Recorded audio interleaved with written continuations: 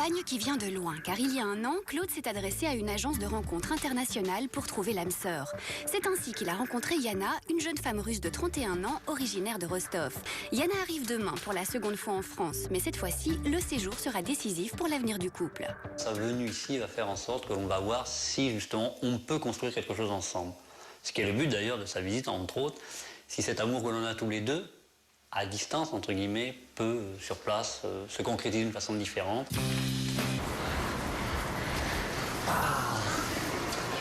Добрый пожаловать. Oh. Привет. Bonjour. Oh.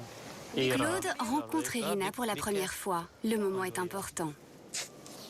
Я тебя познакомиться. Yeah, you're very nice, very beautiful. It's okay. Добрый пожаловать. Et quand elle le découvre, c'est la surprise. Claude scrute la moindre réaction d'Irina, mais la petite semble intimidée. Ça me gêne, j'ose pas ouvrir. Heureusement, l'enthousiasme reprend vite le dessus. Pour Irina, c'est un peu comme un deuxième Noël. Alors pour remercier, elle le fait en français. Merci beaucoup. Elle est vraiment mignonne. Vous êtes heureux? Oui, ça se voit. Je crois que ça se voit. C'est maintenant au tour de Yana d'ouvrir ses cadeaux. Et là encore, Claude marque des points. Bien sûr que je suis heureuse. Mister Surprise.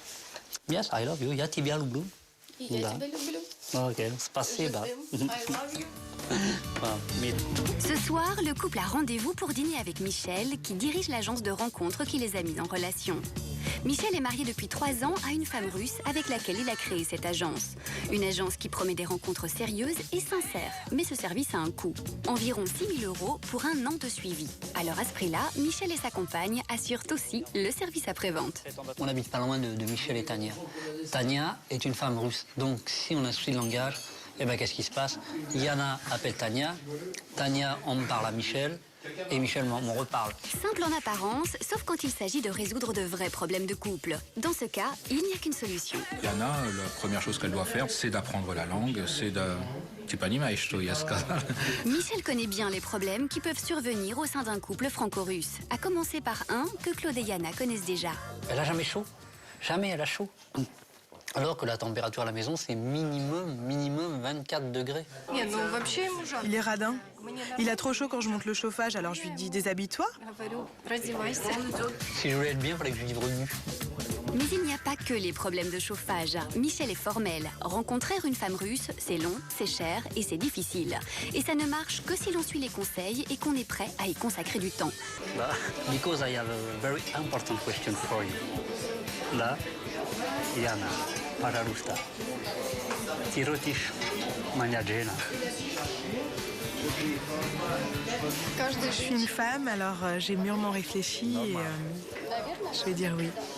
Да? Yana accepte malgré les incertitudes qui demeurent. Pour elle comme pour sa fille, la décision est lourde de conséquences.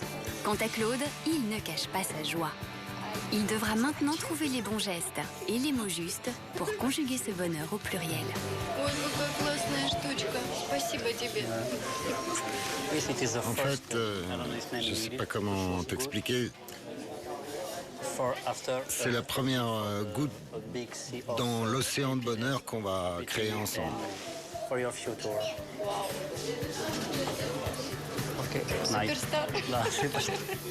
T'es la meilleure des meilleures. Okay. Et quand l'amour est là, il n'y a vraiment aucune barrière, qu'elle soit linguistique ou géographique.